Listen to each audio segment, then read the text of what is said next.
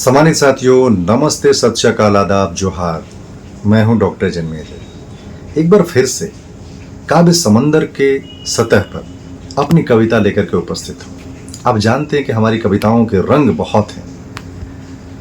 हमारी कविताओं में खुशी है, गम है, हर विधाएं हमारी कविताओं में नजर आती हैं।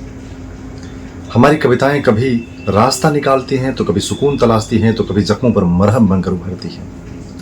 हम सब की बात करते हैं, कभी रोटी की बात करते हैं, कभी कपड़े की बात करते हैं, कभी स्वाभिमान की बात करते हैं, कभी सुरक्षा की बात करते हैं, हम संविधान की भी बात करते हैं, हम तिरंगे की बात करते हैं, आज़ादी की भी बात करते हैं। आज एक ऐसे महापुरुष को हम याद कर रहे हैं जिन्हें हम संतों के संत, महान संत, संत शिरोमणि रैदास कहते हैं। रैदास के वाणी से, रैदास की लेखन से, रैदास के जीवन से कोई भी ऐसा व्यक्ति ना होगा जो प्रभावित ना होता होगा। रैदास की बातों से आप अनुमान लगा सकते हैं, उनके युक्तियों से, उनके काव्य से, उनके दोहों से आपको अंदाजा हो जाएगा कि रैदास किस प्रकार से मानवता के पुजारी थे, रैदास किस प्रकार से समानता चाहते थे, रैदास किस प्रकार से जाति का विनाश चाहते थे। रैदास कहते हैं कि जाति जाति में जात है जैसके तन के पात, रैदास मनुज न जुड़ सके जब तक जाति न जात। जात जात में जाति है जसके तन के पात, और रैदास मनुज न जुड़ सके जब तक जाति न जात। यानी कि जातियां केले के पत्ते की तरह जितनी भी निकालो निकलती ही जाती है, और जब तक जातियां रहेंगी मनुष्य एक दूसरे से प्रेम नहीं कर पाएगा। जातियों के विषमतावादी भेद में वो जुड़ा रहेगा, उलझा रहेगा, और कभी भी वो एक दूसरे को बंधुत्व भाव से देख नहीं पाएगा। उसी प्रकार से एक बड़ा और बलिष्ठ नाम है चौहरमल, वीर चौहरमल। कहा जाता है कि वीर चौहरमल दुसाध जाति से आते हैं। उनकी वीरता के बहुत ही किस्से हैं। चौहरमल में हमेशा बुराई का सामना किया। चौहरमल ने हमेशा दमन शोषण के खिलाफ एक प्रबल आवाज बनकर के लोगों की हिफाजत की। चौहरमल बलिष्ठ, सिलवान, गुणवान, प्रज्ञावान लोगों में शामिल रहे। चौहरमल के नाम से ही लोगों में ऊर्जा भर जाती है। चौहरमल के स्मरण से ही लोग जो है अनुशासित होने का संकल्प लेते हैं। चौहरमल को याद करके ही लोग जो है आगे बढ़ने का, अपने लोगों के साथ खड़े होने का, एकजुटता का, शील और प्रज्ञा को याद करते हैं।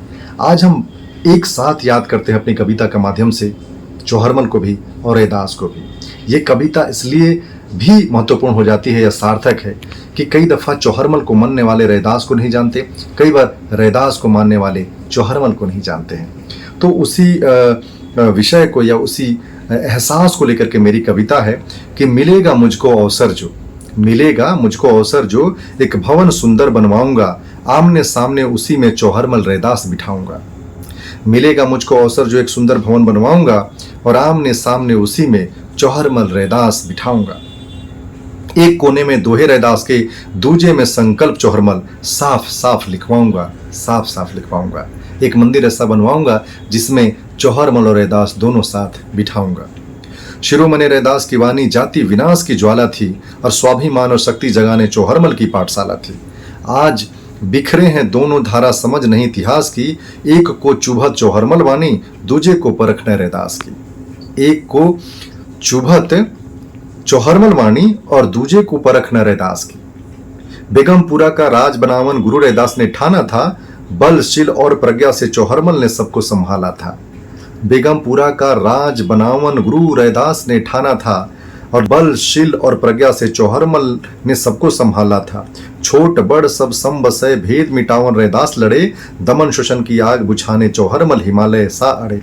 आज अड़े हैं उनके लोग लिए समझ की घातक रोग, आज अड़े हैं उनके लोग लिए ना समझ की घातक रोग, ढूंढ रहे हैं विलास और भोग, ये महज अज्ञान है, निरर्थक सा अभिमान है, निरर्थक सा अभिमान है।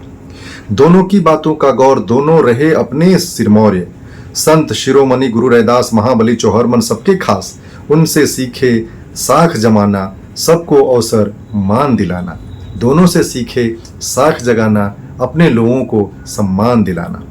आज अभी से साथ चलो, लक्ष्य पर हंसते साथ मिलो, मिलेगी राहत चाहत सारे, हर सपना साकार दिखेगा, सारे फिर अपने दिखेंगे, कोई नहीं अदना दिखेगा, कोई नहीं अदना दिखेगा। गुरु रैदास की जय जय होगी, चौहरमल का सकल जय घोष होगा, इसी मंत्र में अछूत उधार, इसी में अपना छुपा विजय घोष होगा, विजय घोष होगा। आज की कविता जिन महापुरुषों को समर्पित है उनको नमन करता हूँ, वंदन करता हूँ। वीर बली महाचौहरमल की जय हो और संतों के संत शिरोमणि संत रैदास को दिल की गहराई से नमन करता हूँ, उनका अभिनंदन करता हूँ। बहुत बहुत धन्यवाद।